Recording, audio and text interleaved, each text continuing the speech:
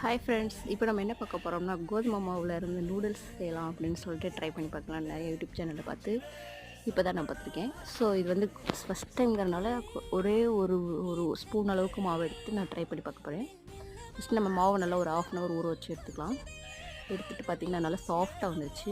அது நான் சப்பாத்தி கட்டையில் வச்சு சும்மா தேய்ச்சி எடுத்துகிட்டு சைஸ் வந்து சும்மா நார்மலாக நான் வந்து போட்டேன்.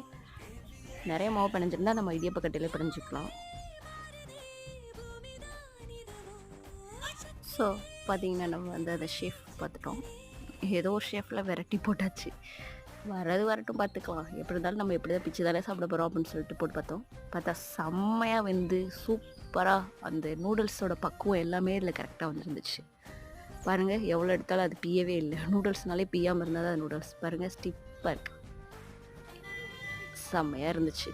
பட் நெக்ஸ்ட் டைம் நான் நிறையா ட்ரை பண்ணும்போது கண்டிப்பாக போடுறேன்.